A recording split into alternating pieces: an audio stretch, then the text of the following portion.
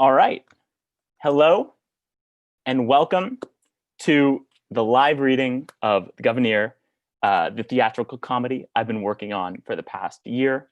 I'm so excited to have all of you here watching this. And yeah, I can't wait to start. So just a quick background on how I was able to do this project.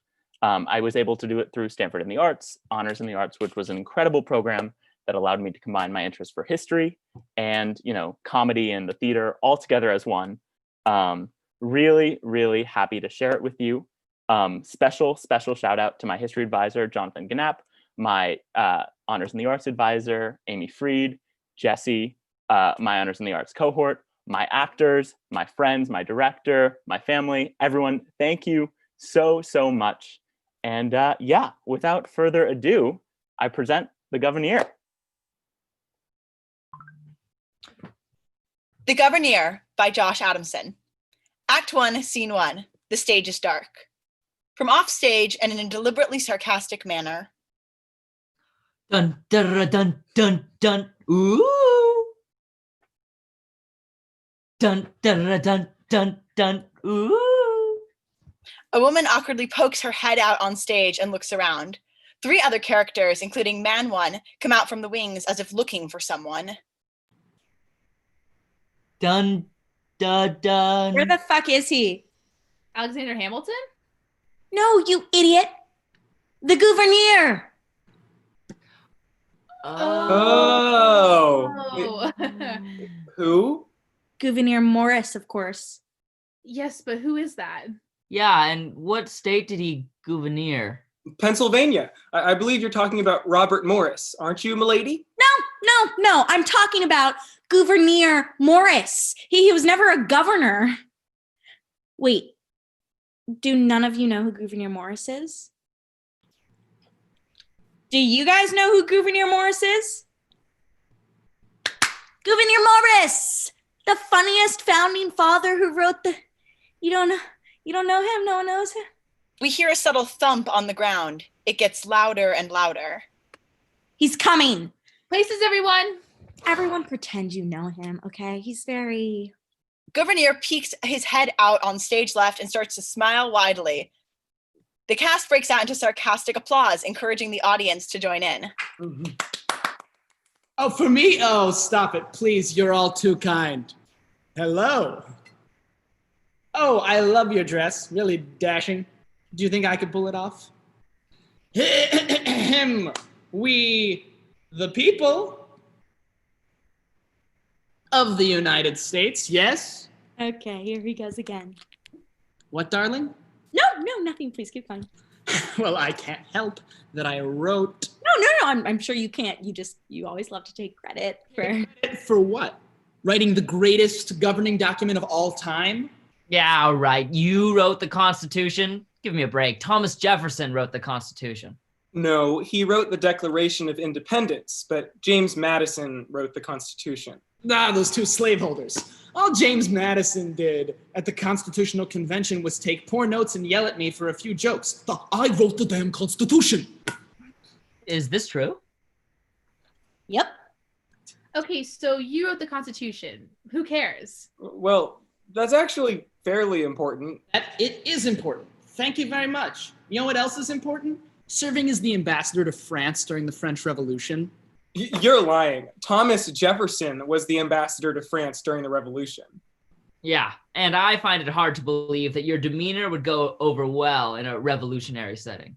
Jefferson was the ambassador during all the nonviolent stuff like bread and Bastille. I was there for the guts and the guillotine. That dirty Virginian always gets all the credit. Is this true? Yep. Okay, so you served the country as a vital ambassador to one of our closest allies during the Revolution, which changed the course of human history. Who cares? Well, I guess that is also fairly important. I appreciate that, Man 3. I also served in the Senate, helped build the Erie Canal, and designed the New York City street grid. Pretty good. Okay, actually, no one cares about that. I still don't believe this. You also claim to be the funniest founding father. Trademark is still pending. How can you be this ridiculous and still be a founding father? Aren't they supposed to be old, boring white men? Well, Goov is not your traditional founding father. But he still is an old white man, right? I was young once. Whatever. When the tough get going, the going gets tough, and you're too funny to be tough Gouverneur. No, guys, the saying is when the easy gets going, the rough starts happening. No, you're both wrong. It's when the going gets tough, the tough gets going.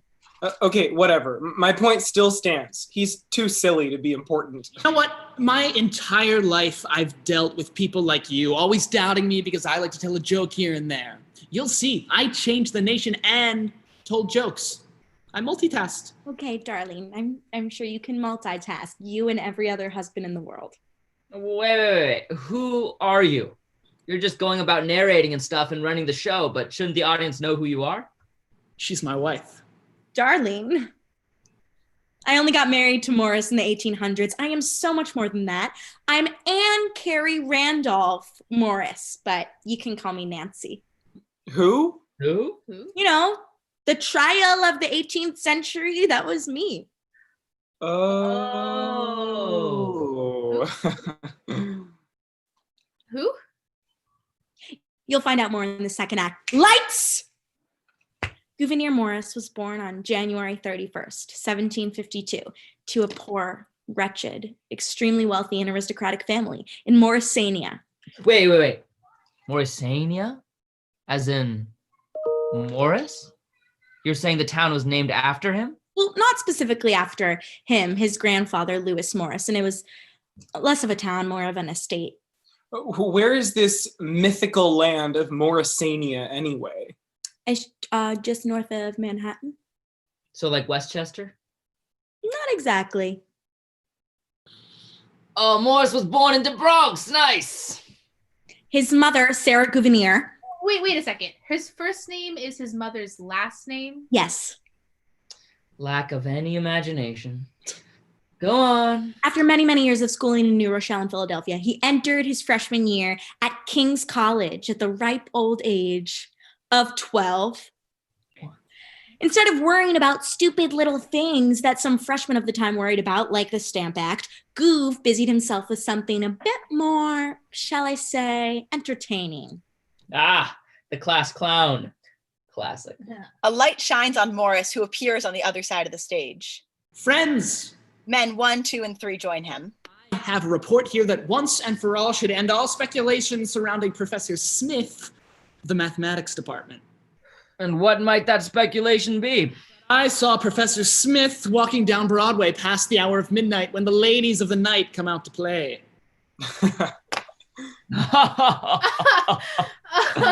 Oh. And unfortunately, he did much more than talk with these women. He cried to them. Yes, but how would you yourself know that if you weren't out at the hour too? I don't pay for pleasure, good sir. No. Oh. Oh, stop. Despite countless hours making his classmates laugh, Morris graduated at 16. He then became a clerk in the offices of New York's top lawyer. It was there that he learned all about the law, New York politics, and the delights of the company of women. It is here where we start our story. 1774, New York City.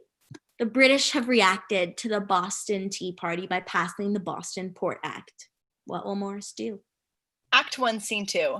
The whole cast is assembled in the bar, a sign with the words, France's Tavern hangs. There are people arguing and yelling around tables. Morris is sitting quietly at the bar. He still has both legs. Man 1 runs in and enters the tavern. Did you hear? The British have just decided to blockade Boston Harbor. No, they wouldn't dare. Oh, they dared. We must do something. What can we do? We're just some New Yorkers who have nothing on those patriots from New England.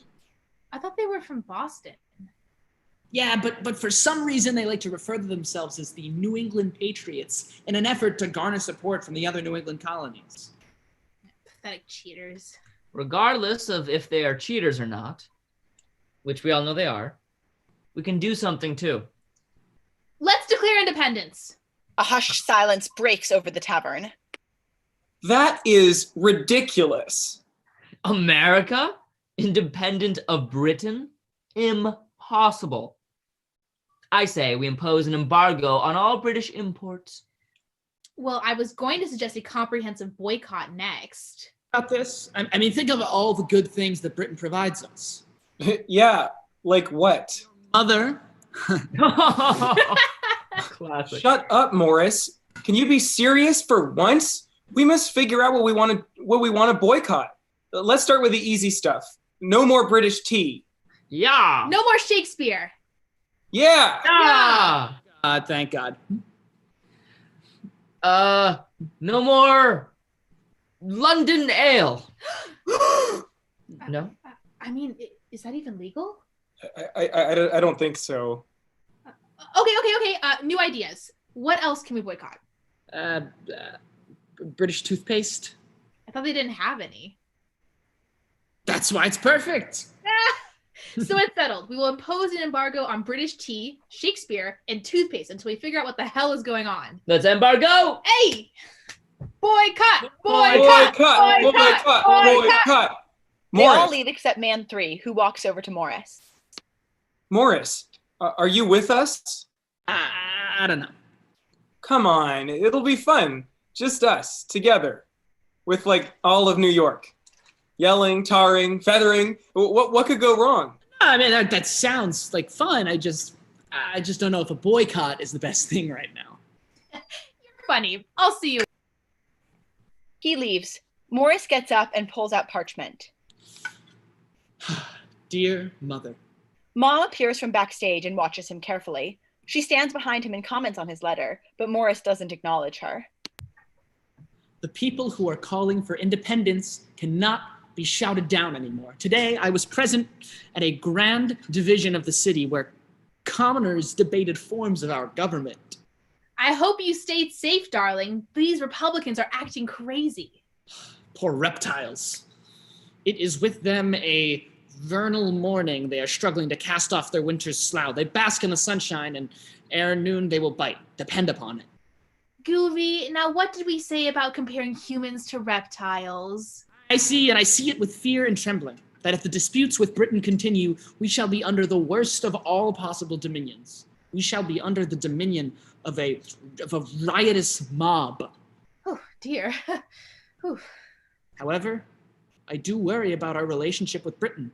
If they continue abusing the colonies, we may have to take more serious action. Oh, what a silly little joke.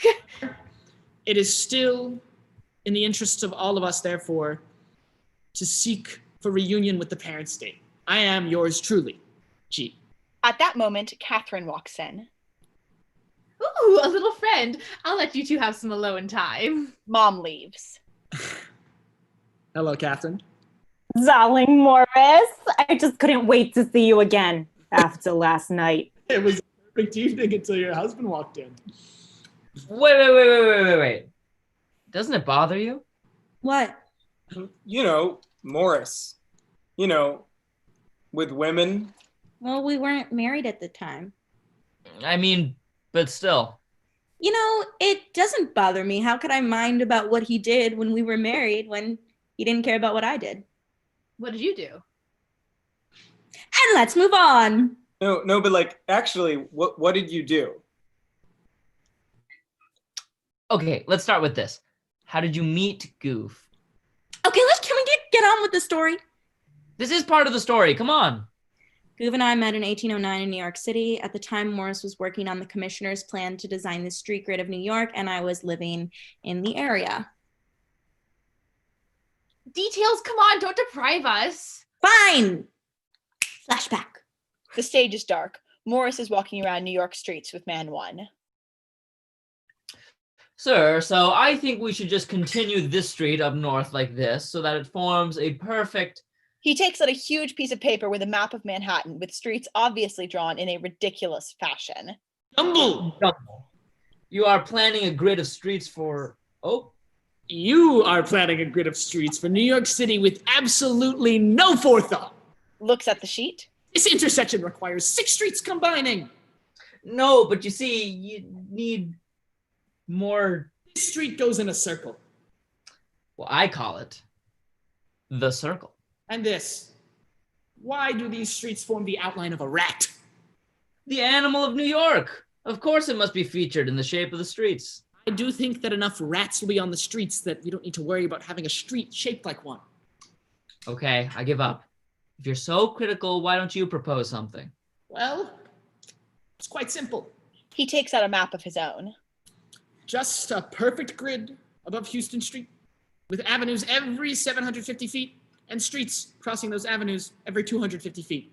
At this point, Anne bumps into the back of Morris while they're on the street. Whoopsie daisy. I'm so sorry, sir. That is quite all right. Your beauty is quite familiar to me. Well, you look quite familiar as well. I'm Anne, but everybody calls me Nancy. I'm Gouverneur. That's really funny. My father had a good friend with the name Gouverneur. Well, it is quite an unusual name. Who was your father? Thomas Randolph. Anne Carey Randolph. Of course, your father was a good friend. I'm Gouverneur Morris. The Anne Carey Randolph? Oh my God. Did you know her? Do I know her? She's Anne Carey Randolph. You know, the one from Virginia. Flashback over. And that's how we met. And then you fell in love. Oh, come on, we want to hear more. Okay, later. Act 1, Scene 3. Pre-Scene 3, Anne comes onto the side of the stage with a spotlight shining on her. It is now May 1776. Many things had changed in just 2 years. For one, the 13 colonies are now at war with Great Britain. Tragic. I know.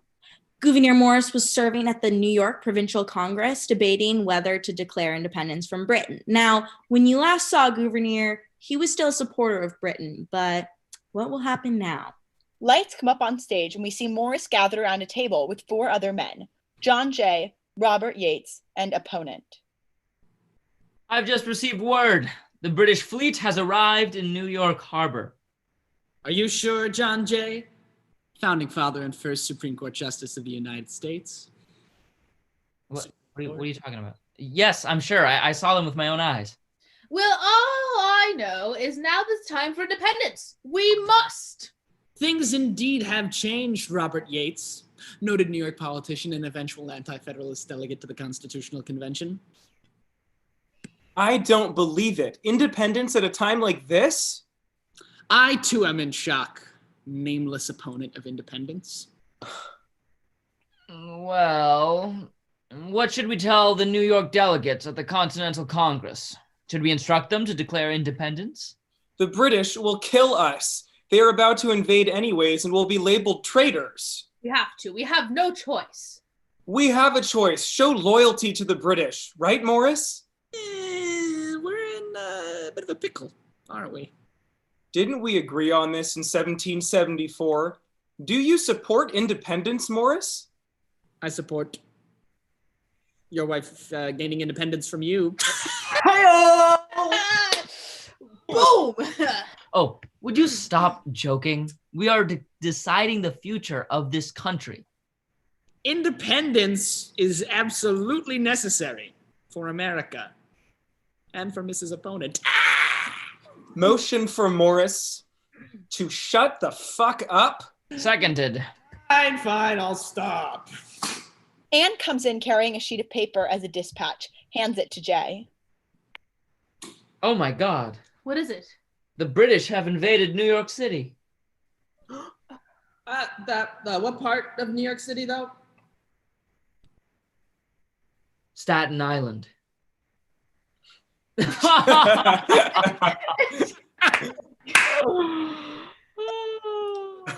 I right? I mean, I thought for sure they'd invaded New York City. Woo! We dodged a bullet on that one. Okay, so we're all in agreement. Independence, right? Right? Absolutely. We must. No. What happened to debate? This is a big decision here. Just then, Anne comes bursting in with the dispatch and hands it to Jay. Fine, no, let's debate. Opponent, aren't you tired of Parliament time and time again abusing our liberties? We have no representation right now to protect them. Preposterous. An agreement with Parliament would solve that. Dated July 4th, 1776. If we Philadelphia. were to sign a treaty with Parliament, well, what's to stop the next Parliament from just tearing it to shreds? Obviously, the treaty would be written on the thickest paper. No one could tear through that, not even the king. When in the course of human events it becomes necessary for one people to dissolve the political bands which have connected them with another, Parliament has again and again betrayed our trust. we therefore, the representatives of the United States of America, solemnly publish and declare that these united colonies are, and of right, ought to be free and independent states. They have taken away our liberty, our dignity, and our security. I know they will betray us again, gentlemen. There is no redress but independence. Wait, what? That they are absolved from all allegiance to the British Crown, and that all political connection between them and the state of Great Britain is and ought to be totally dissolved. Fuck, we're too late. How dare they declare independence without the great state of New York? I took this debate seriously for nothing. What do we do now? Well, let's vote anyways, for fun. All in favor of independence, say aye. Aye. Opponent storms out. Hurrah! We did it.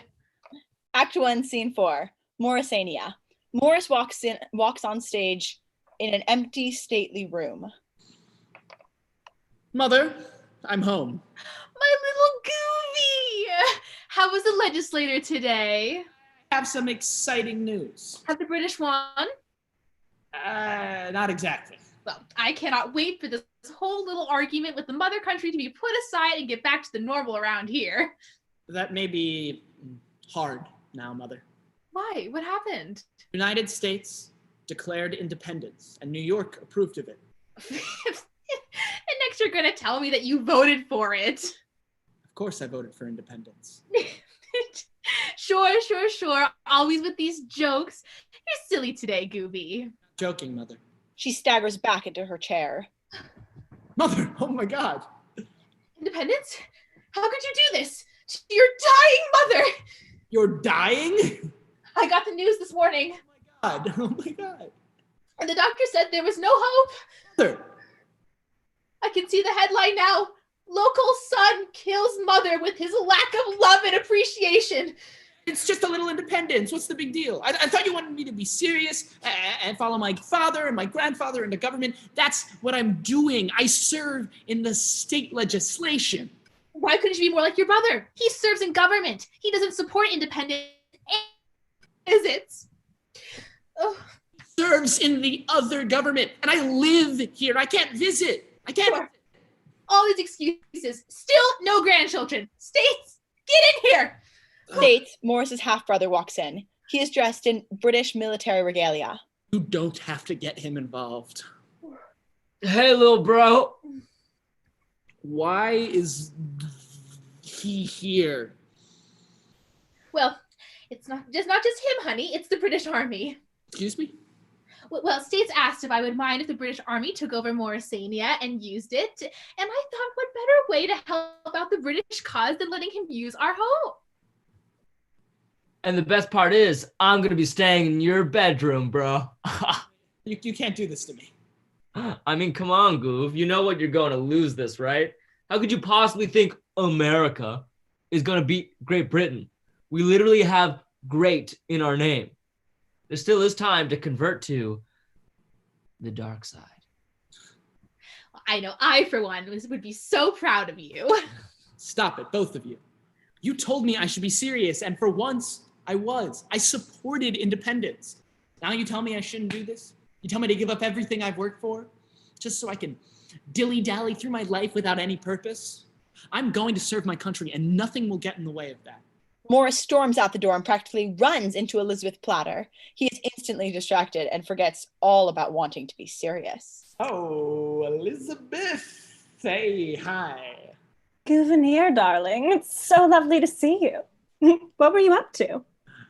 I was just on my way back to the legislature, but I would love to spend more time with you. Gouverning can wait. Do you want to grab a drink? You remember my husband, George? Oh, yes. So nice to see you again, John. It's George. Yes, Greg. So, what have you been up to? I feel like it's been ages. I know. We have so much to catch up on. You should come to the country for the weekend with me and Joffrey. George! Right, of course. We were just about to head out. I would love that. That sounds so much better than being with a bunch of old men in White Plains. Yay! We're just waiting for our carriage. Just hop on.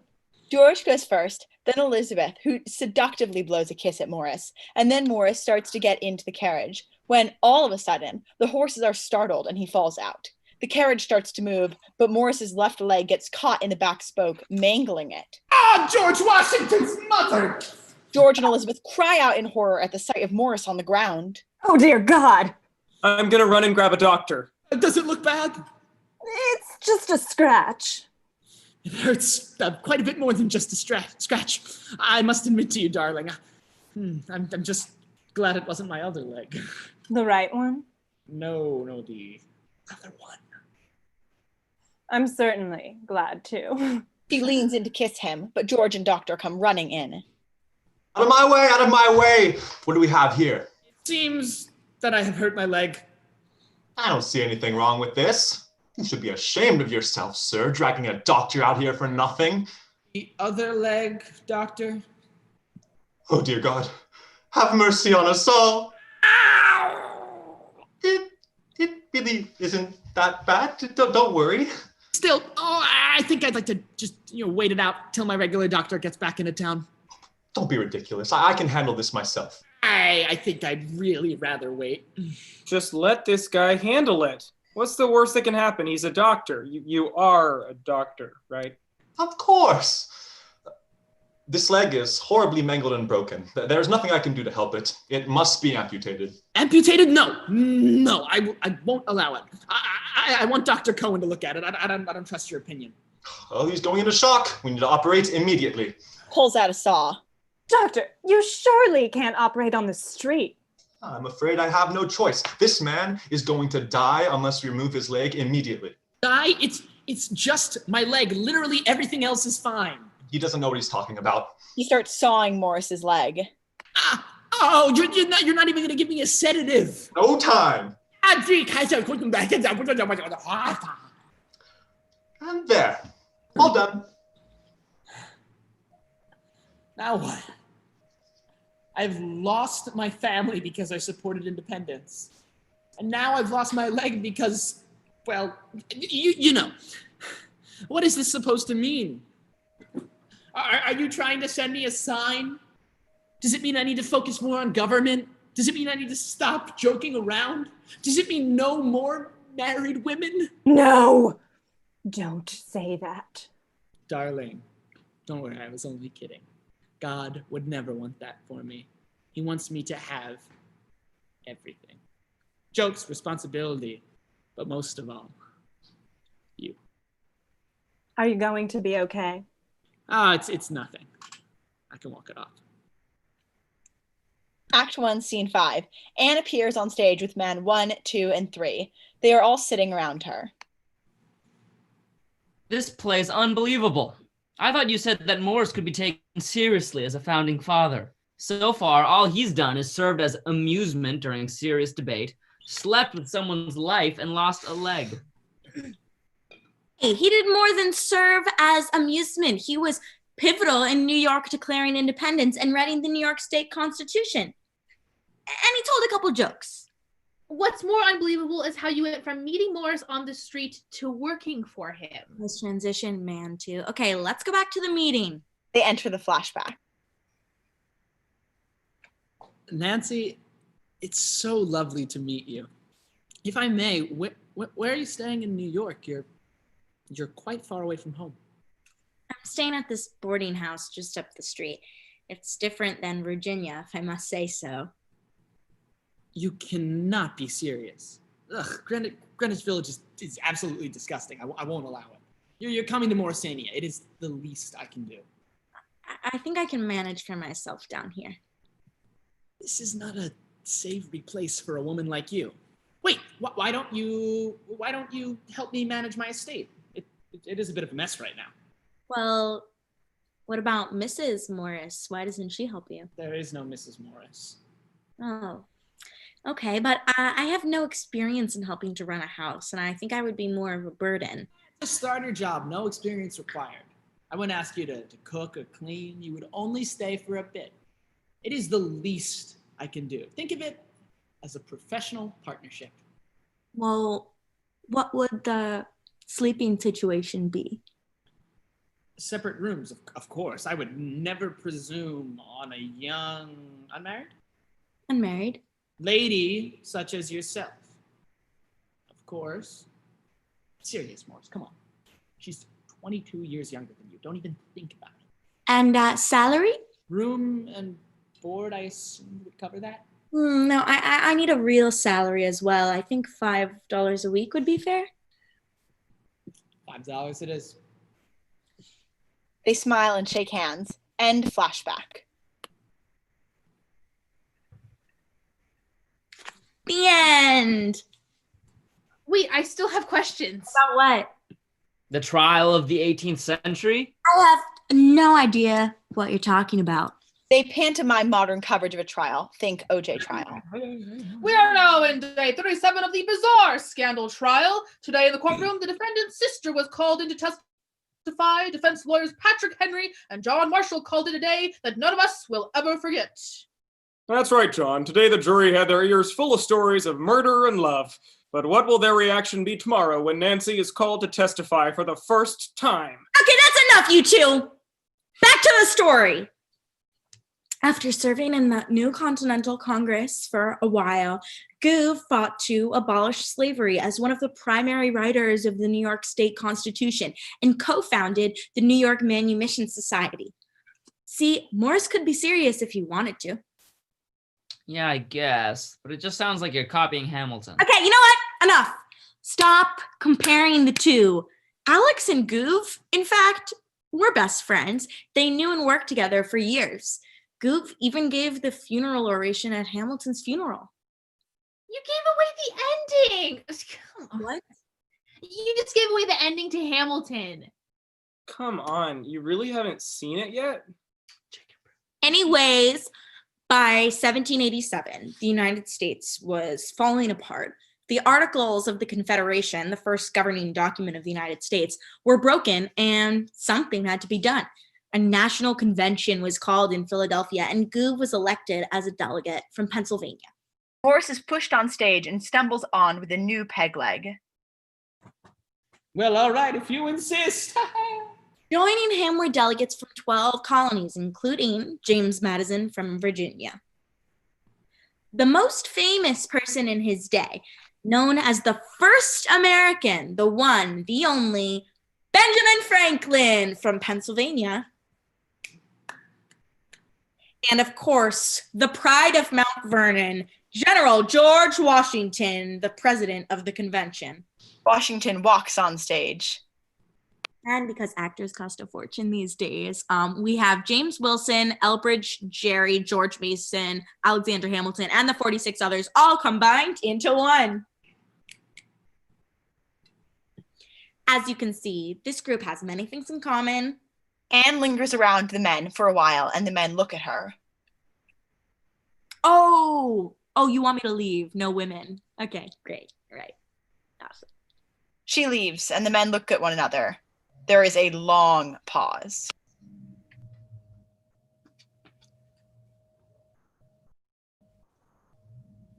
So, what do we do now? We will form a government. Let's play a game. It's called How Annoying Will James Madison Be Over the Next Several Months? Good one, Morris. I have a plan. Thank God I was worried. Morris, why are you here? Are you planning on being the clown of the convention?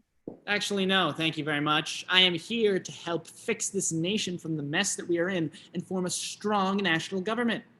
I also need to practice my stand-up routine. I don't see how the two conflict. To be fair, the only reason why I even came is for Morris's jokes. Well, I appreciate all your hard work, but let's leave the actual work to the experts here.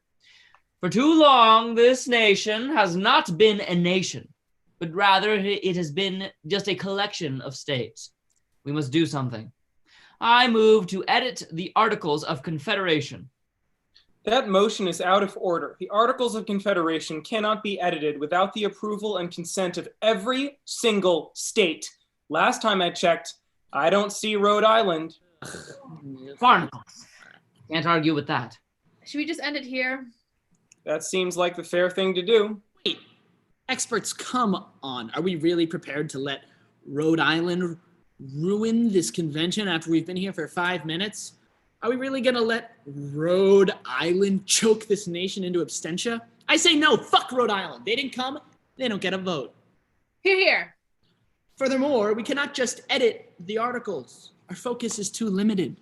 Gentlemen, we must create a totally new compact for the good of the United States.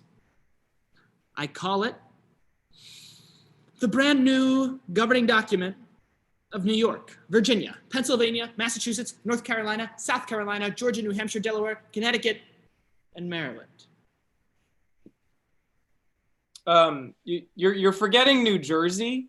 Oh no! Did I forget New Jersey? How could I? See what I mean? You can't help yourself. All you do is fool around. Now, Morris, there is no need for that. We need New Jersey in this country. Why? Why? Because without New Jersey, who will we all make fun of? Maryland? See, you always need a state like New Jersey to show it by comparison that all other states are much better. You're a genius. I add New Jersey back into the Union. Long live Trenton! I second the Gouverneur's motion. This whole convention is a joke. All those in favor? Aye. Aye. Aye. All those opposed? Be it resolved that this convention will from henceforth draft a brand new governing document of New York, Virginia, Pennsylvania, Massachusetts, North Carolina, South Carolina, Georgia, New Hampshire, Delaware, Connecticut, Maryland, and New Jersey. 1, Scene 6. My dear Morris, how are you? Quite well, good sir. How are you? You know, despite the gout, breathing problems, and kidney stones, doing well. You still look like $100. You're too kind. Morris, are you looking to have some fun? Is that even a question? Of course. I have a small proposition for you. Are you crazy? No, no. One drink. You're on. Morris walks over to Washington and slaps him on the back. My dear General, I am glad to see you doing so well.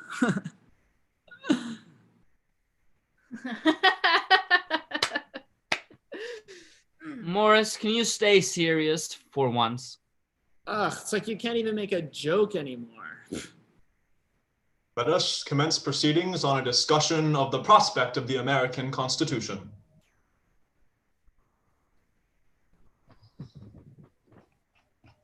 I propose 3 separate branches: executive, legislative, and judicial. Each will have different powers, and I believe that... Franklin! Will someone please wake up Benjamin Franklin? Others go and shake Benjamin Franklin. Great mother of Benjamin! Did I fall asleep? Great so, darling. Let's start with the president. I think we should brainstorm what we're looking for in a president before we discuss how to elect them. That's a brilliant idea. Okay, first off, the president should probably have some form of government experience, right? I mean, we don't want someone who has absolutely no idea what they're doing, potentially endangering America. We need to put that down in writing, Morris. No one is going to vote for someone that is obviously unqualified. I don't know. Oh, Morris, come on. Voters will see right through a liar. I'm more concerned about you, an entertainer, someone who jokes around. I think the president should be serious. We can't have them joking around instead of leading the nation. Yes, I agree. A president should also be reserved. I can't tell you how many times someone who talks a lot says the wrong thing that leads to the worst things. They should not be philandering about with women, especially married women. You guys trying to hint at something here, or? No, where did you get all that? It's not like we were especially subtle about it. Well, it's fine. It's fine. I completely agree. Who'd want to be president anyway? Oh, Morris, it's okay.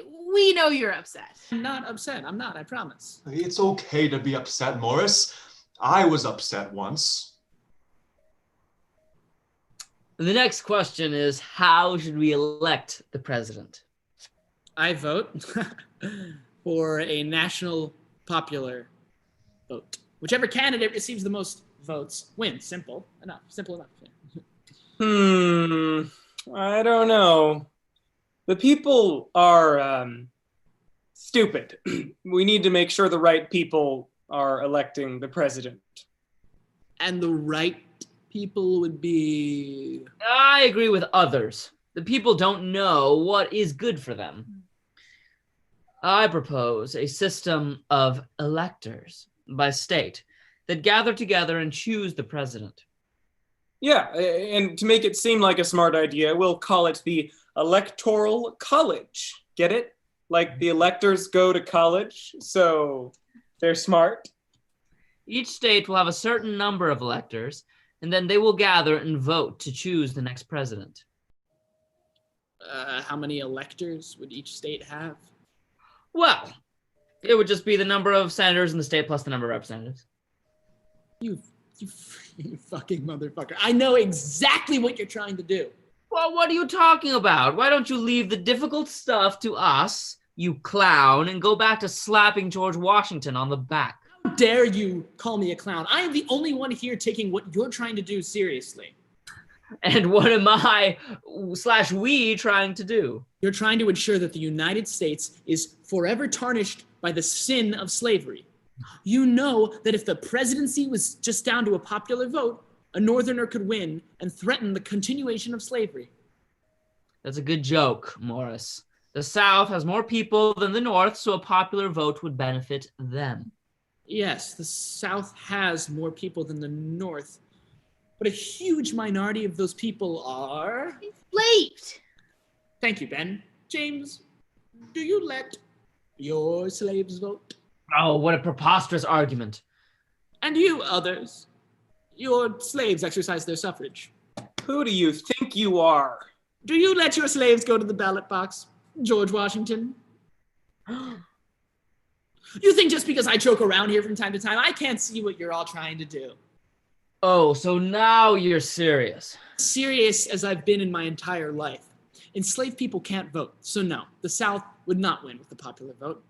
If a Northerner gained the presidency, we would endanger your way of life. So you decided to be sneaky and peg the presidency to the number of representatives, which is decided by the 3/5 clause. We decided on that little clause years ago. That little clause that counts a white person as a single person and as a black person as 3/5 of a person to determine the number of representatives. By pegging the presidency to the 3/5 clause, you would also keep hold of the executive branch. Oh, shut up, Morris. We are not rehashing this debate now.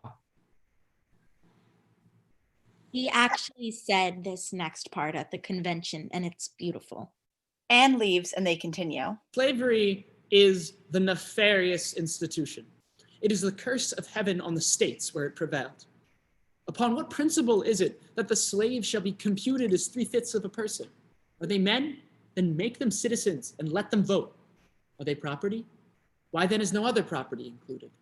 The houses in this city are worth more than all the wretched slaves which cover the rice swamps of South Carolina.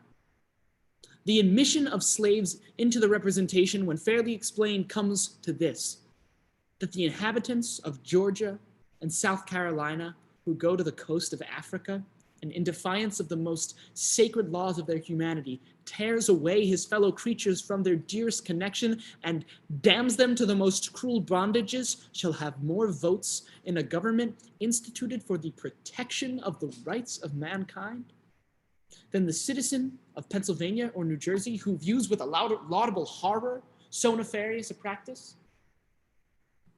We cannot saddle the Constitution with such a nefarious institution for posterity. I will not allow for the Electoral College. Well, here's the bottom line. Without the Electoral College, the South will walk. The joke will be on you. Yup. You would throw away all the hard work we've put in, all the compromises we've established, everything for this? There will be no United States without the Electoral College. It's up to you. Washington, Franklin, Madison, and others walk out, leaving only Morris on. Are you kidding me? Are you fucking kidding me? It's up to me? Why is it up to, like, George Washington? They have given me an impossible choice. The continuation of the most morally repugnant institution on this earth, or the end of a constitution, the central government, and most likely the United States.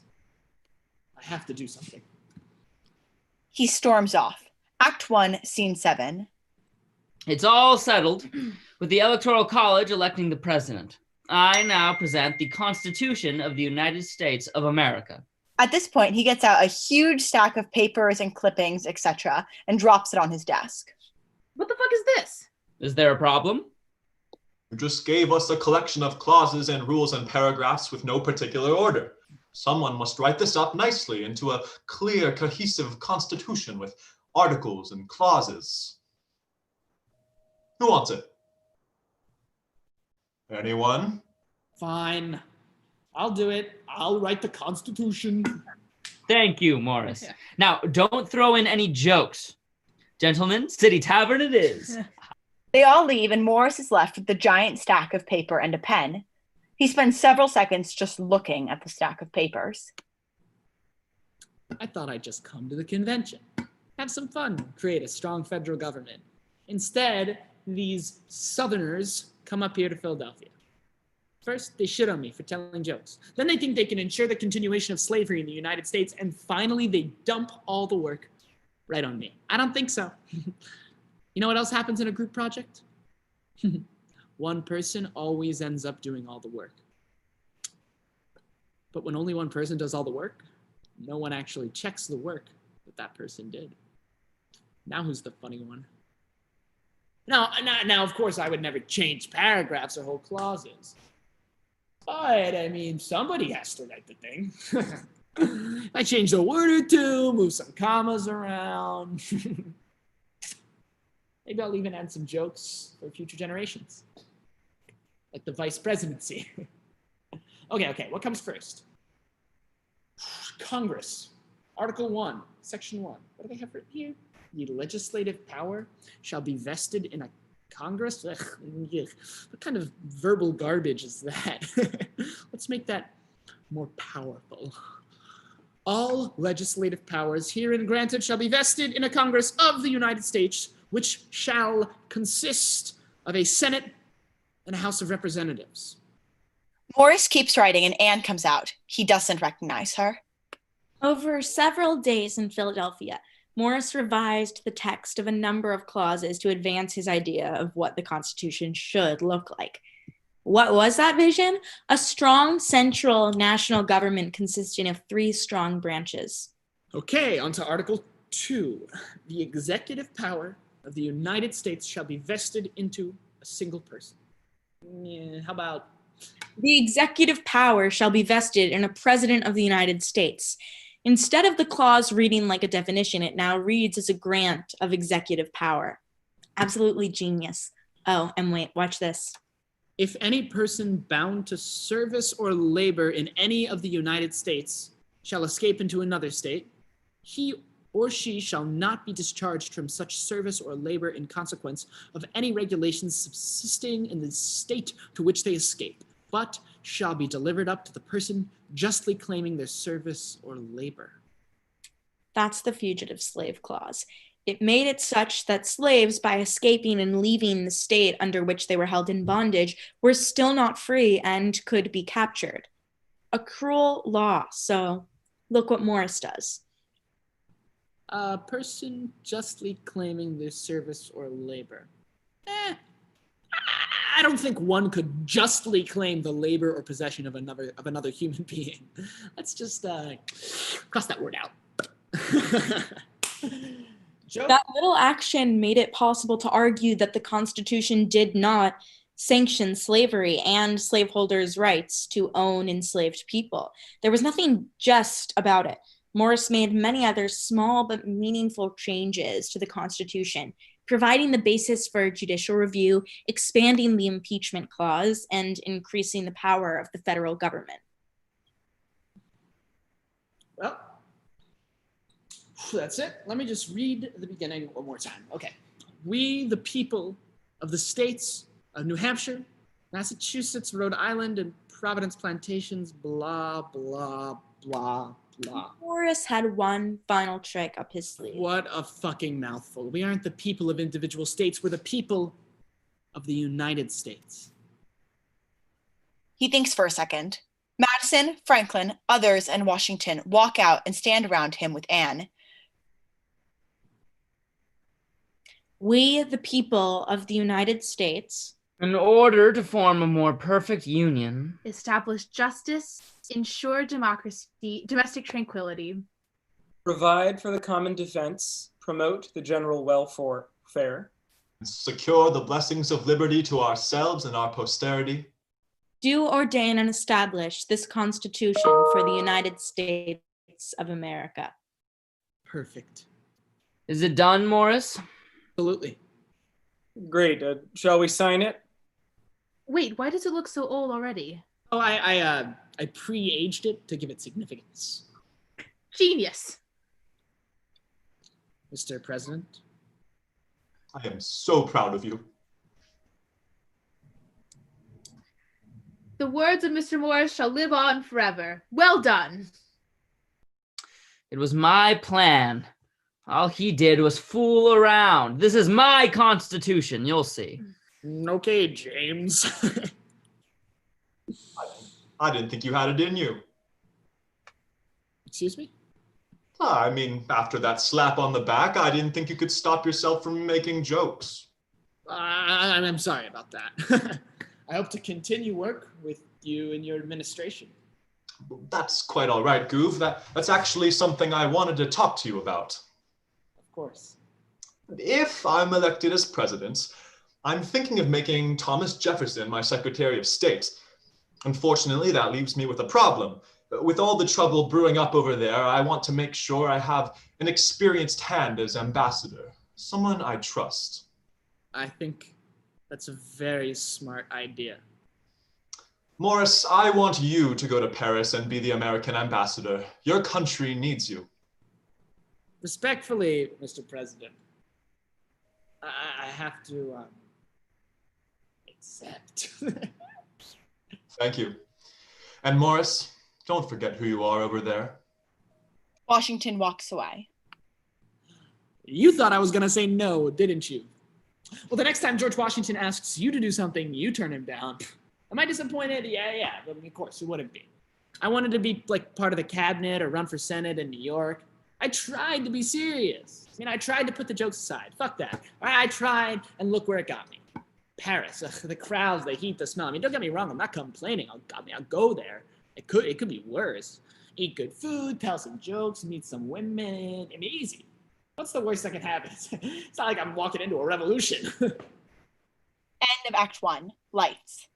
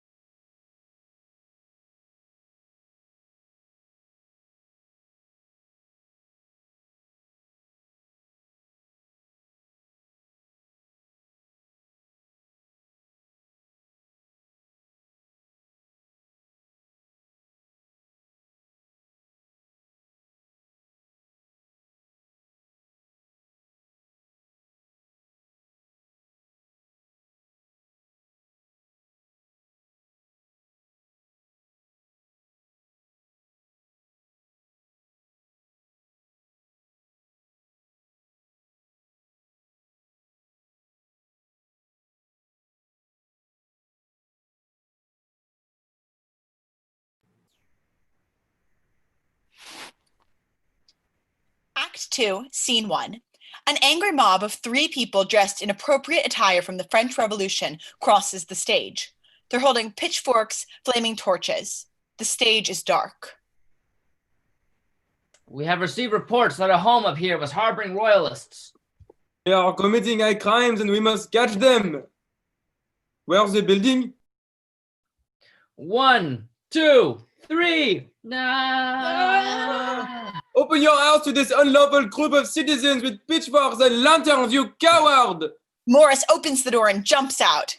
Who are you calling a coward? The crowd is taken aback and confused as to who this is. We have reason to believe you, sir, are harboring fugitives. I am insulted by even the accusation. Me? Harboring my lover, her husband, and my lover's lover, who are in danger of being killed by roaming, vengeful mobs of people like yourself for no reason? Ridiculous! How dare you accuse the American ambassador of harboring fugitives? Search my house if you want, but just know, if you do, I will give Revolutionary Paris a terrible review in my diary with the working title, TripAdvisor. You wouldn't dare! Morris pulls out a quill and the mob screams. Fine. We'll leave. Stupid American. All mob trudges off stage. Ah oui, bonjour, yes. Welcome to Paris 1791. Things are, well, as you might have guessed, not going to plan for darling Gouvy. Instead of spending his days enjoying Paris and all it had to offer, a revolution sprung up around him. France stood on the precipice. Morris should have been focusing on the business of protecting American interests in France, but he had some distractions. Morris walks into an elegant dining room. We hear a rustling coming from underneath the table. I have dispatched the mob. You may all unsoil yourselves. Talleyrand! Anne walks on stage. A minister in the French government, the representative of the Catholic Church to the king, and Adele's lover. Can you please tell that king that the mobs roaming the streets are making it difficult to have a dinner party? And Alexander? Alexandre Sébastien Comte de Filleul, one of the king's gardeners, and Adele's husband. You might have some extra cleaning to do tomorrow. Oh, and Adele? Adele Filleul, allegedly the daughter of King Louis XV, the leader of one of the most infamous saloons in Paris, also one of the most desirable women in all of France. You look ravishing as always. Oh my Gouverneur, so brave, so valiant. What could I have done without you? Chicken is divine, Lord. What did you cook it with? I must have you. But your husband and lover are here. I said that so you would understand me. Let's seize the opportunity. Alexandre is so shocked and he starts choking on his chicken.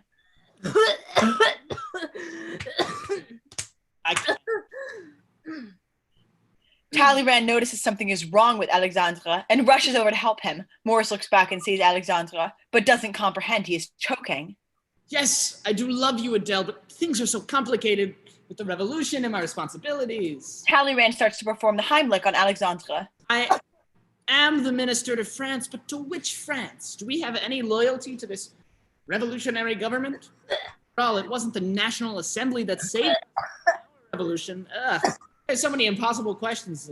I feel like I'm choking on it all. Talleyrand and Alexandre look up at him while he is still choking. It is impossible for the mob to continually govern this country. We are running out of breathing room. Alexandre falls on the floor at this, using his fingers to try and get the food out of his throat.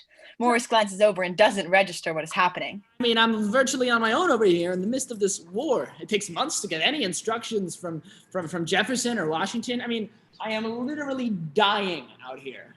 At this moment, Alexandre spits out the food and is in shock on the floor. So much angst, darling. Why are you on the floor? Don't you have any manners? Get up! Now we must discuss more urgent matters. The revolution. What revolution? It is clearly not safe here. I'm worried for my child's Our child's. Child. safety. For all we know, the mob could come back tonight and who knows what would happen. Morris, you must do something. You're the ambassador of the United States. You have the power to stop this whole French Revolution thing. But what do I know? I'm just an aspiring female writer who lives paycheck to paycheck in a big city. I have no voice. If only there was someone here who could talk to, let's say, the King of France and try to get him to de-escalate the situation and accept the Constitution. But I don't know. Maybe that's too much to ask a lowly. Well, perhaps I, as the representative of the Catholic Church to the Crown, could try and talk some sense into him. Darland, don't use the words Catholic Church and common sense in the same sentence. God damn it! I know the king can do something. Maurice, you must talk to him and figure this out. I don't know what you're talking about. Please, Adele, can you just calm down and we can get back to more... Don't tell me to calm down. I can't afford to calm down. This is Paris in 1971. I would be associate with royalty and pay the price for it simply because I live in the Louvre and my husband works for the king. Alexander wakes up, leaping up and shouts, Not leave the king! You see what I am dealing with here? Tomorrow morning, you're going to talk to the king and figure this out. What could I possibly say? You are certainly never at a loss for words. I'm sure you'll figure out something. You are infuriating. You are, what is the English word? An egotistical asshole who only cares about himself. They get one step closer. So dramatic. Les beautiful. Adele moves one step closer to Morris. You are so intense. They are inches apart. I love it. Talleyrand moves in between them. I would like to say a prayer. Adele and Morris move apart, frustrated, and everyone sits back down at the table. Now let's join hands together.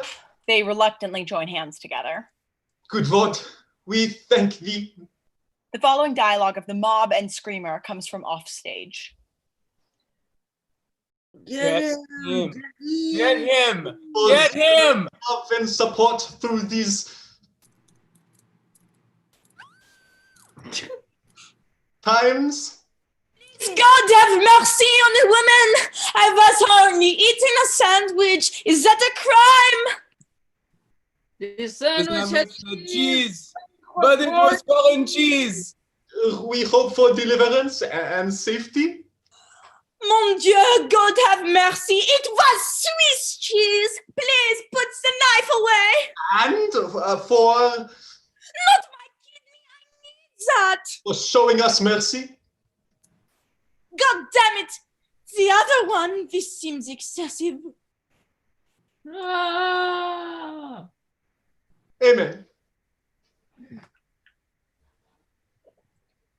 Well, that was a very nice prayer. That being said, I guess I'll go talk to the king and get him to accept the French Constitution. I wouldn't even worry. Tomorrow, everything will go well, and this whole French disturbance will go away.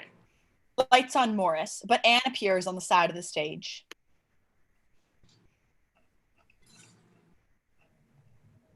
And just like that, the French Revolution was stopped. Really? No, you idiot! Nancy, where were you during all this? Oh, just back in Virginia, you know. We need to know about what happened, Nancy. It's time. Okay, seriously, what are you guys talking about? It really was not that big a deal. I don't know about that. They deserve to know. I deserve to know. What the fuck are you talking about? Okay. When Morris was in Paris, I was involved in a small trial in Virginia. That's it? What was it over? Stealing an apple? An RUI? And are you what? riding under the influence. Come on. Nope. What, did you kill someone? You don't know shit. I didn't kill anyone. Those are just nasty rumors. Well, I heard that as a younger woman, you had quite a number of men who called on you. At this point, man 2 and 3 act out seducing someone. And then you took a liking to one of them so much so that you soon got pregnant. Man 2 and 3 start to act out getting pregnant to obvious hijinks. But you killed the child after it was born. Man 2 and 3 stop and look shocked. How dare you insinuate I killed my own child? Well, I heard that you seduced your sister's husband, Richard. Man 1 and 2 act this out. And then he got you pregnant. Hijinks. But he killed the child before his wife found out. Stop it! Stop it! We did not kill the child. So there was a child. Of course I didn't kill my own child. Well, I heard there was quite the trial after. The trial was awful. We shouldn't have said anything. It's fine. It's fine. I get it all the time. So what happened after that? That doesn't concern you, does it? In the meantime, in Paris, Morris made his way over to the king's palace. Act 2, scene 3. The rest of the stage is dark except for a small part in the bottom left stage. There stands the guard, dressed in a scrubby royal guard outfit. Morris walks up to him from backstage and taps him on the shoulder.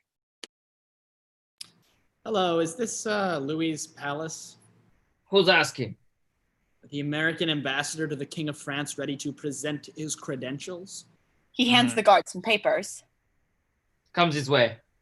Morris and the guard walk towards center stage, and then lights come on, revealing King Louis dressed decadently on the throne with the court around him. The 3 mob members, all except Morris, speak French. And so they said, Marie, let them eat cake. We're the king and queen, and they will never do anything to change that. Your Royal Highness, I now present to you the American ambassador, Gouverneur Morris. Morris bows deeply, and a loud fart emanates from the king.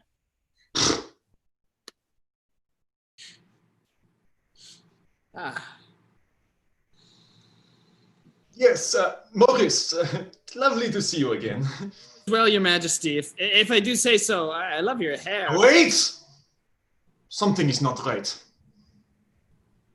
Morris, you're not wearing a sword. All the ambassadors wear swords when they are presented to the king. Silly Morris. I was going to talk about this with you. Unfortunately, there's a slight problem with me wearing a sword. As you can see, I have a wooden leg. I hardly noticed, really. It's indistinguishable. Agreed, but my doctors recommend that I not wear one. You know American doctors, so cautious. I completely understand. It really is not a problem. How did it happen? Yes. How did it happen? It happened rather innocently. I heard that he lost it in the American Revolution. He was going into a hopeless battle with the British, and all of his men were shot in combat. But somehow you managed to single-handedly take out the entire British squadron. However, as you turned around to survey what you had done, one of the injured Brits shot your leg from behind.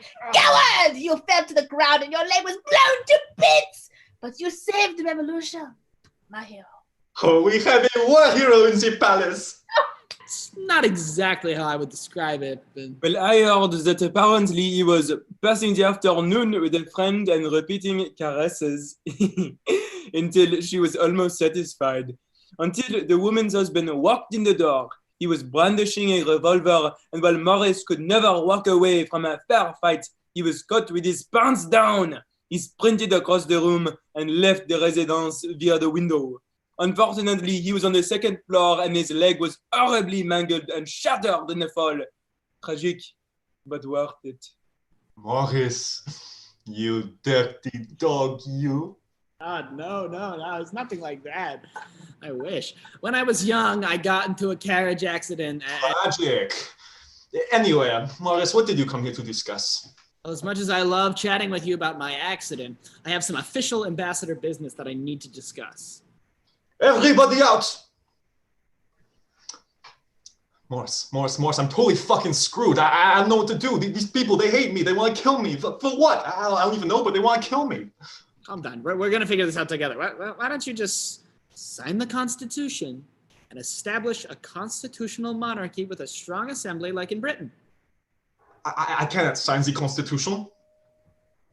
Why not? I don't know how to sign my name. What? You can't write? I'm kidding. But no, I won't sign that atrocious document. It will totally undermine my authority. I'll be the laughingstock of all of Europe. The other monarchs are going to point and laugh. Oh, look at Louis. He is so powerless. So embarrassing. I'll be worse than George III. Could you imagine? But look at how admired Washington is. I am a king. I will not sign anything that diminishes my power. They should be the ones signing a constitution, not me. Well, they did actually sign it. Will you please think about it? If you do, then this whole little commotion can go away. There are other ways. Think, Morris, think. Of course, I got it. You are the king of France. You will act with the demeanor and the demeanor that your position dictates. Have you tried escaping? I can't escape. These guards are on my ass from when I wake up in the morning to when I return to my bedroom. Well, what if you pretend to sleep and then you and Marie escaped in the night towards Austria? After all, Marie is from there. Kidding? And deal with my in-laws? Next. What about Russia? You know I need a temperate climate, and I mean, look at this hair. Come on. Absolutely. What was I thinking? How about you just go east and play it by ear, see what happens? Playing it by beer always seems to work. Exactly. Oof. I appreciate your help immensely, Morris. Court 1 will show you out. Court 1! Man 1 comes in and shows Morris out. At this point, Anne comes to the center of the stage with men 2 and 3. So here's something I don't understand. Wasn't Morris the ambassador? Yes. Correct me if I'm wrong, but he shouldn't be giving advice to a foreign leader. That is seriously irresponsible. He's betraying the United States. Oh, come on. Haven't we all given advice to the King of France? Yeah. I wouldn't say that Morris was betraying his nation. The advice he was giving wasn't against the interests of the United States. It wasn't proper, though. This was the 18th century. Instructions from the United States took literally months to get there. Events in France were happening so quickly, Morris had to intervene. He was just trying to do the right thing. Let's see how this ends up. 2, scene 4. Morris walks into an elegant French apartment in the middle of the Louvre. Adele is sitting on a recliner with Talleyrand sitting at the base of the recliner. He talks excitedly to her. Oh, Adele, I am so excited to I didn't know that you were here. Oh, don't mind him. He was just leaving. Weren't you, Tally, darling? I was just leaving. No, I don't want to intrude. Nonsense. Talleyrand has served a purpose. Goodbye, dear. Oh, goodbye. They both watch as Talleyrand leaves. He looks back at them longingly and they wave goodbye. He waves back and immediately as Talleyrand leaves. Let's go for a ride, shall we? They get up and walk over to the carriage positioned on the front of the stage. It's a lovely day for a carriage ride. Well, any day is lovely when I'm riding with you. You're too sweet. Come here, darling. They kiss. So, what happened with the king? Yeah, we chatted. That's it? Oh, we joked around. Yeah, papa. You joked around with the king of France? In the middle of the French Revolution? Unbelievable. Can you stay serious for 1 minute? No, we came up with a solid plan for him in the middle of joking around. Don't get mad. What's the plan? Seriously, Goof. It's like I am pulling teeth here. Well, excuse me. If only you knew how hard Dr. Greenwood works. What are you talking about? It's a saying. Who even is Dr. Greenwood? George Washington's dentist. He left Paris last night. George Washington? No, the king. He left? Where did he go? He's going to escape to the border. I cannot believe you. You were supposed to do one thing and one thing only. Make sure he signed the Constitution and shut down the revolution. Now he's leaving. He'll be recognized. France will plunge into discord. Anarchy, you were supposed to be serious. I would say that we're already at that point, but I guess I see what you're saying. How did this even happen? Whose idea was it? I want names. Just happened. Isn't there anything I can do to make things better? Yes, there is, Gouvy. You could have been serious and tried to fix the French Revolution instead of making it worse. Why is it always my fault?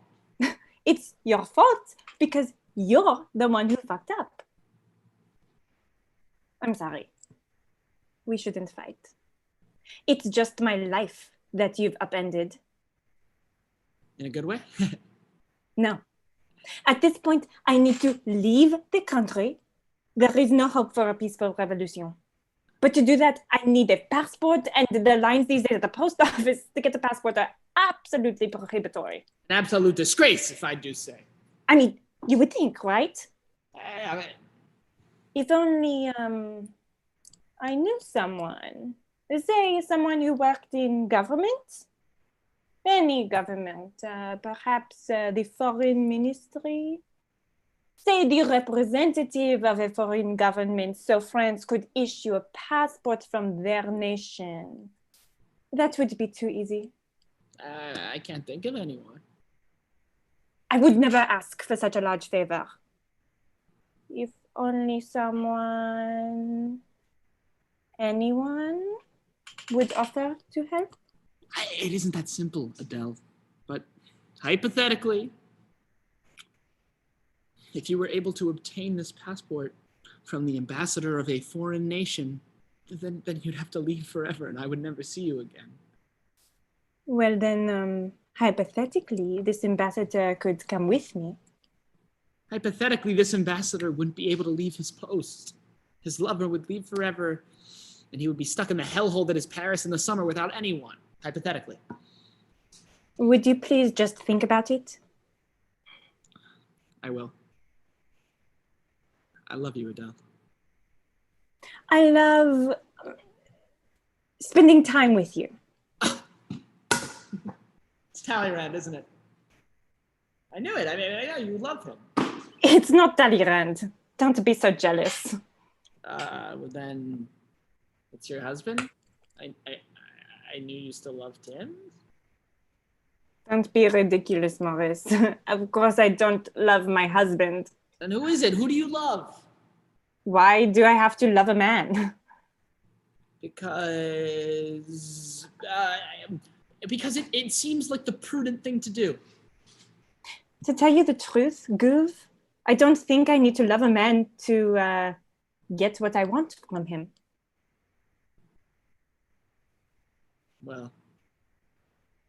Well,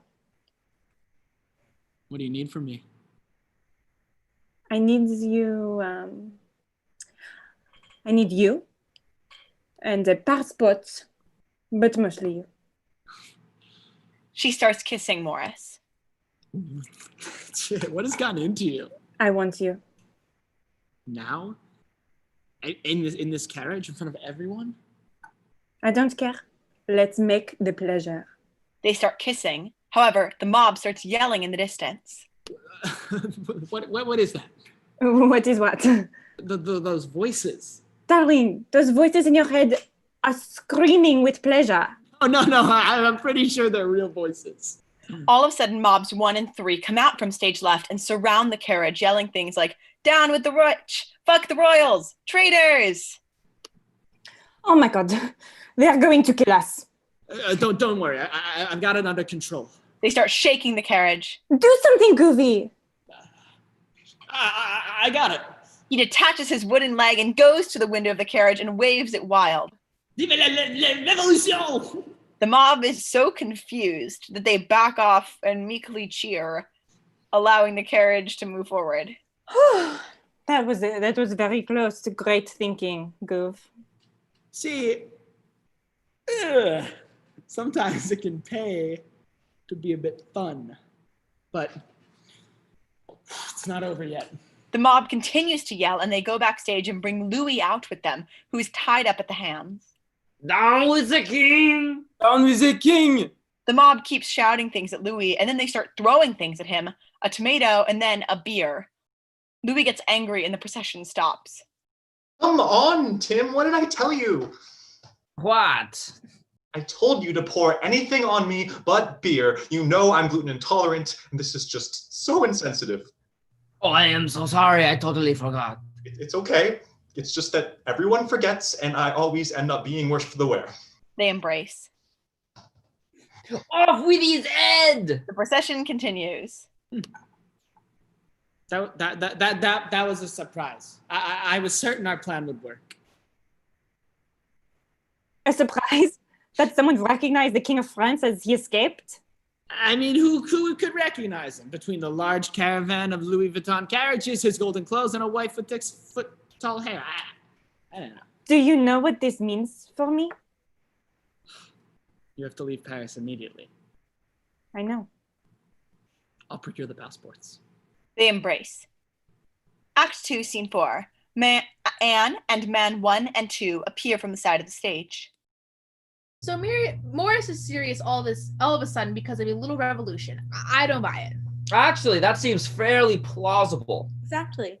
Okay, we get it. He rose up to the occasion. So what? I have a question, Nancy. Yes. You kind of left us hanging in the first act with you and Morris.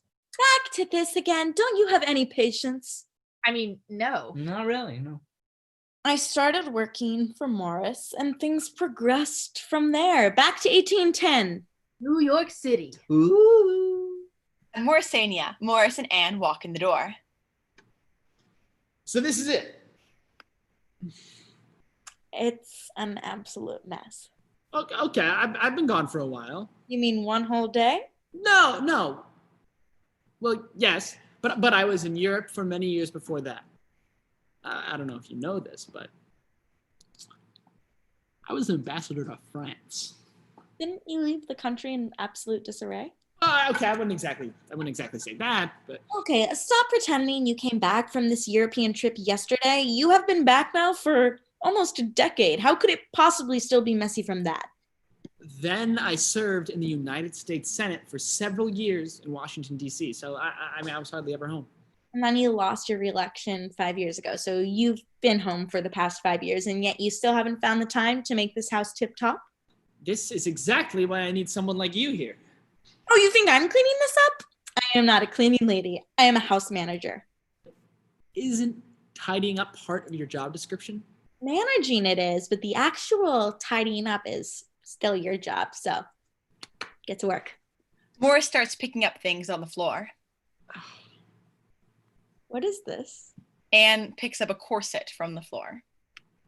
Oh, I don't know. Look, sometimes people just leave the silliest things over here when they come over for tea. Am I right? Oh, yes, I'm sure. Why hasn't there been a Mrs. Morris, if I may ask? I guess I just have never found the right woman. Never? Like no one can handle the whole Morris. What do you mean? I mean, I can just be a lot sometimes. Oh, really? I had no idea. I don't know. It's funny. I tend to fool around a little bit too much for some people. Well, I kind of like your jokes. well, thanks. Like I have an appointment at the Manumission Society, but I'll see you later. He walks off stage. He comes right back on, followed by Man 1, who is sprinkling fall foliage on top of him to signify the passage of time. Morris doesn't mind the leaves falling in his face. It should get progressively more annoying as time passes. Hey, Ms. Randolph. Hey, Ambassador Morris. You know you can call me Gouverneur. What's happening? Everything's going quite well. They both exit. Man 1 follows Morris behind him on stage with cotton balls, signifying snow being thrown at him. Man 2 does the same with Nancy. Good morning, Ms. Randolph. For the last time, it's Nancy. Well, you look lovely this morning, Nancy. I thank you. They both leave stage. Man 1 and Man 2 follow them back on stage, carrying flowers to signify spring. They throw flowers on them. Man 1 gets progressively more annoying. Nancy, can I ask you a question? Of course, Goof. Well, as you know. At this point, a flower lands in his mouth or near it. Do you mind? We get it. We get it. Time is an abstract concept. Please, I'm trying to ask her on a date here.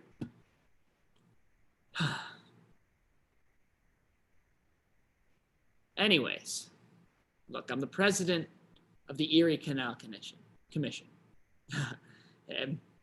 It's very important, and this canal is going to transform New York City into a global city and totally change the western part of the United States.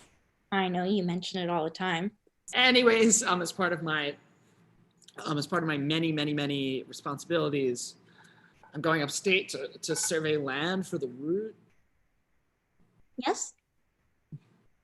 And I was wondering if you would potentially, if you had the free time.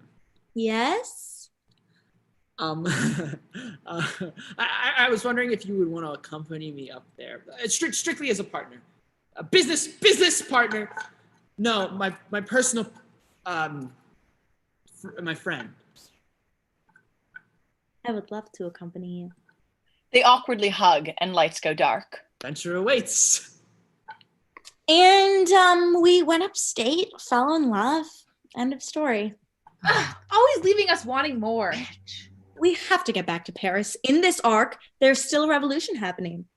Morris is sitting at a desk at the front of the stage at home. He is writing a letter while he speaks out what he is writing. George Washington stands over him while he is reading it. My love. No. Papa G. No.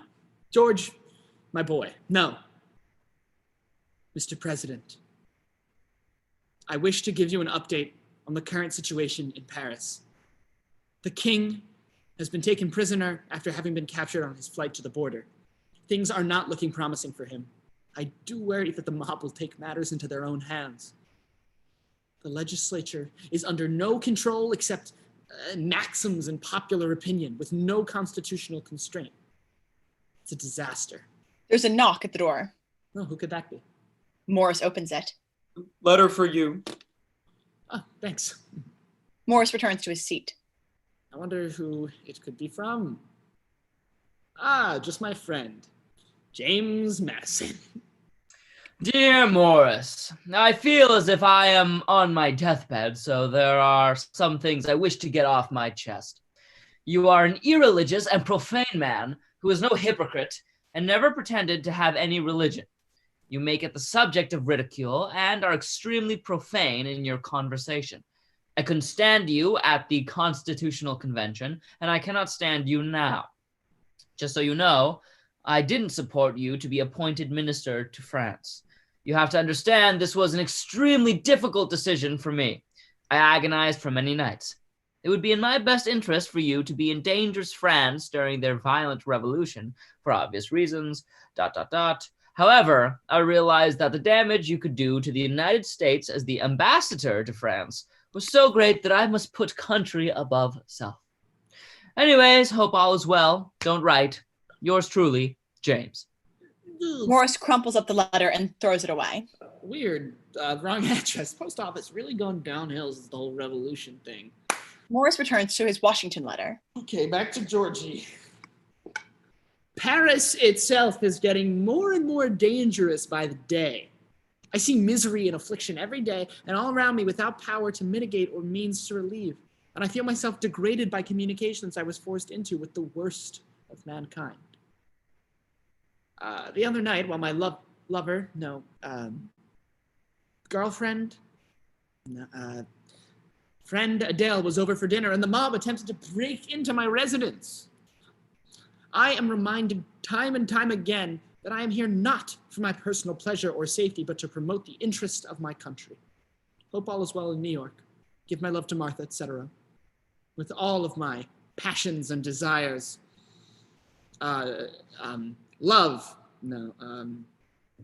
Sincerely, Gouverneur. Morris sits back in his chair relieved, and there's another knock at the door. He gets up and answers it. Another letter for you. Morris grabs the letter. Thomas Jefferson, the Secretary of State, and my friend.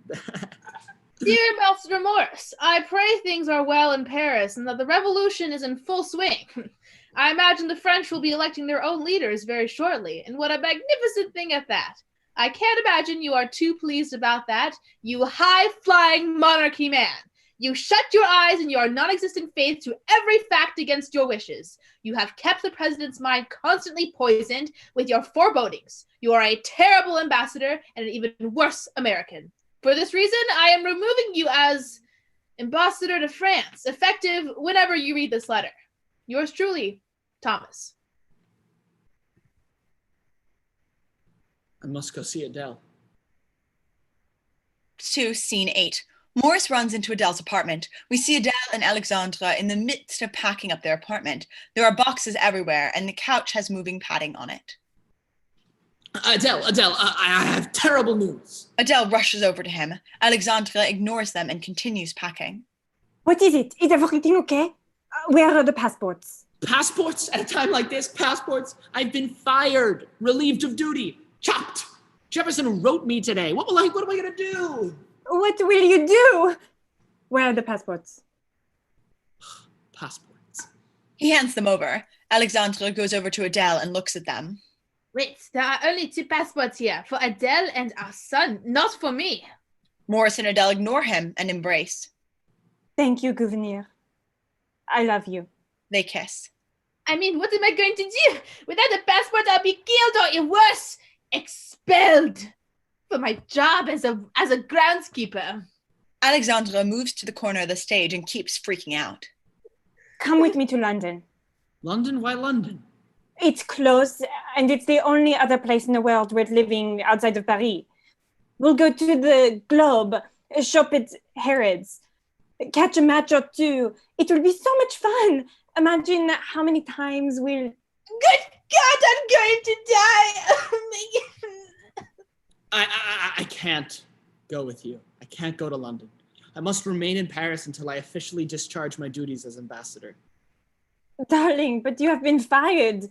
Why are you so serious about a job that is no longer yours? It's my duty. I have to be serious now. Not until there is an acting ambassador will I leave. But that could take months. Who knows if there will even be a Paris, let alone a France by then. Please, Maurice. We'd have such a time together. It's what I must do for Washington.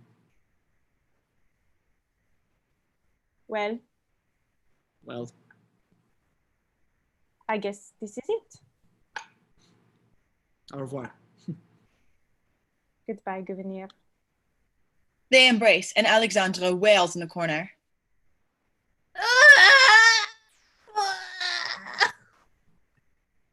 I'll always love you. Au revoir. Morris goes to the front of the stage, and the lights go down on Adele and Alexandra. What am I to do? The woman that I love has left. Paris is in shambles and is in the midst of a total and complete revolution. I've been fired from my job by Thomas Jefferson. I stayed serious and look where it left me. No love, no job. This isn't a joke. Go home. Guys, go home. Don't wait around to see my head get sliced off. Please, bye, goodbye. All right, enjoy your evening. Have a nice... Wait, stop it. Don't send them home. What are you talking about? The other shows let out at this time. There's a mob outside. Forget about trying to haul a cab. No, man, too. We're still waiting for The stunning conclusion of the Nancy and Goov love story. Oh, please. They've seen all they need to see. No, we haven't. Even if they haven't, like, how could a play possibly go from the French Revolution to a boring love story? Plays never leave the revolution part in the middle. They always end with it. we think there may be some strings that need to be tied up. You know, completing your character development. Plus, We still need to learn about what happened with you. They're right, you know. Plus, you can't have a show about you end on a serious note. I mean, where do we even start, darling? Our relationship? Oof, so many ups and downs. How about on a dark, stormy night in upstate New York on a surveying mission for the Erie Canal? 3, scene 1. Morris and Anne are outside a tent. They both look upset. They promised me it would be luxury accommodations. Well, do these look like luxury accommodations to you? These look great online. You would trust those reviews. They walk over to the tent and there's only one sleeping bag. I can explain. Did they also advertise there were only accommodations for one? Well, I invited you at the last minute. It was too late to send a letter asking for a different room. Tent. You're not upset? It's fine, you know, we're here. Let's make the most of it. Yeah, it's the spirit, right? Yeah, no, it'll be fun. They climb into the sleeping bag.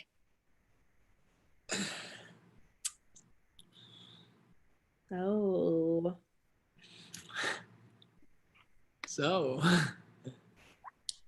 Nice weather outside. Yep. It's just lovely here. We hear thunder. Morris screams and they get closer to each other. Morris turns to Anne. Goof, can you tell me a funny story? Wait, you actually want to hear one? Okay. This one time I slapped George Washington right on the back. Excuse me? Or maybe a different one from Europe. The Louvre, or my travels around Central Europe. Ooh. Or there was this one time I was chased in a carriage by a husband of one of my close friends. I want to hear that one. You never fail to amuse me. Well, thank you. Nancy, you truly have the most beautiful eyes. Cut it out, Morris. Keep it serious. Enough cliches. The house manager. Come on, baby. Goof, I have really enjoyed my time with you. I've enjoyed my time with you too. But there's something you should know. Remember when we first met? Like it was just an hour ago. Well, the man you were with kept on mentioning my name and was confused, and it was just very strange. Well, the reason he knew me is, well, I just don't want you to hear some rumors, so I guess... Talking about the bizarre scandal? You know about it? Of course, it was the trial of the 18th century. You and your sister's husband were having an affair. You got pregnant, but you had a miscarriage. But you and Richard were accused of murdering the child, and then were acquitted. That doesn't bother you? No. That doesn't scare you off? No, I mean, the charges were fabricated. I felt so bad for you when I heard about it years ago. I mean, look, I couldn't imagine going that whole ordeal at any age, but you were 17. So you knew for years, and you didn't say anything to me? I mean, why would I say anything? It doesn't matter to me. You are truly incredible. They kiss. Wait, before we continue. Oh, we're continuing. I gotta know, there's something you need to know about me. And that is? Well, remember when I told you there was never a Mrs. Morris? Yes. Well, while I have never been married, you're not the first woman I've kissed. Oh, really? Darling, you do realize that you have a bit of a reputation. Well, And the women you've slept with, because you're sleeping with the right one now. They kiss again. Doesn't it strike you as strange? What? I mean, you and me together? Why? I don't know. It's just my entire life. I've never found somewhere I could fit in. What do you mean? Well, somewhere or someone who appreciated the whole Morris, you know? Comedy and all. In politics, I'm only thought of as a joke, despite everything I've done. The only woman who left me, who I've loved, the only woman I've loved left me because I took my job as an ambassador seriously. But you don't care. You don't mind when I mess up the room reservations. You don't mind when I can't help but make a joke. And finally, I found someone who, likes me for me. And after all I've been through, I found someone who likes me for me. Act 2, Scene 7. At a large table, Morris and Anne sit with men 1, men 2, men 3, and family member. Well, I'm so glad that we're all back together as a family. Darling Gouverneur, you are too kind to invite us for a meal. How could I ask for a kinder uncle? You're too kind. I mean, we are such an accepting and loving family. Yes, we are. Remember when we kept talking to you despite your alliance with independence? Oh, yes. You mean when I supported our nation and you all supported Britain still? We came together for our family meals.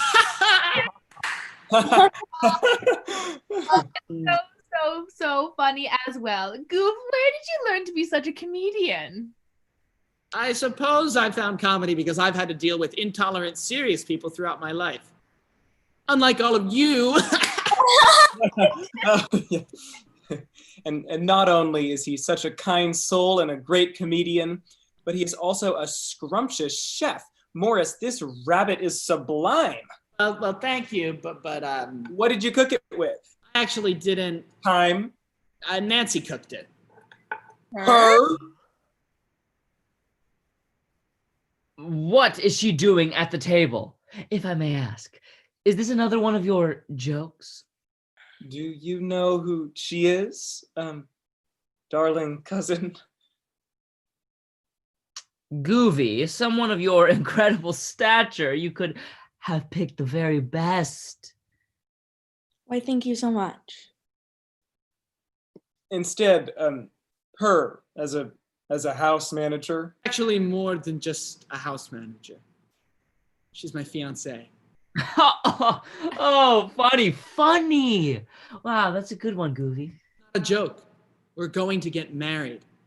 They all choke on their food, and family member falls backwards on his seat. You gold-digging bitch. Probably poisoned us. I've heard the rumors. I think my leg is broken. He stays on the floor. How dare you talk to her like that? Who do you think you are? Darlene, I got this. Fuck you! Are you kidding me? How could you pick her, Goof? Well, if the world was going to live with my wife, I should certainly have consulted its taste. But actually, I'm the one who's going to be living with her. And for the first time in my life, I found someone who accepts me for me. Who cares about that? How dare you take my/our inheritance? Do you know how hard we've worked for that? After all this time, I thought you were the ones who would always be there for me. I thought that you were the ones that had always laughed. But when I needed you guys the most, you rejected me and the woman I love. Get out of this house. They all leave, and family member hobbles off. Yeah. Oh, what a nice family you have. I'm so sorry. It's okay. We're together now. And forever. Finally. Okay. I can finally tell a few jokes. They embrace. Men 1, 2, and 3 come back on stage. Who lives? Who dies? Who tells Morris's story? What? What? Who told Morris's story? I did. Just did. Cliche. Well, it's true. I just did. Obviously, you didn't do a good job. I didn't know who he was. Did you? It's not my fault. The world wasn't ready for Morris, but now they are. I just have to say, I get it now. Get what? I get why this play was written. To bring to light a new historical figure who deserves more attention in modern America. No. Well, actually, yes. I mean, Gouverneur Morris pretty much wrote the governing document for modern America, helped France through its revolution, created the foundation for New York's emergence as the greatest city in the world, and was a fierce opponent of slavery throughout his life. We should know him. Okay, this is even mentioning the most important part about Gouv. What's that? He was freaking hilarious. End of play. Yay, awesome.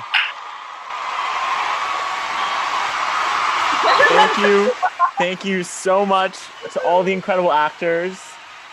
Tim, actor 3. Danny, Gouv. Allie, Nancy. Diego, actor 1. Izzy, actor 2. Audrey, incredible stage direction. Of course, Hannah, Adele, incredible. And Noah, thank you so much. Incredible job. And thank you to everyone watching. I really appreciate it. And yeah, have a great night. Bye. Everybody, good to see you. Yay, Josh! Amazing job, Josh! Give it up for Josh! Josh. Josh!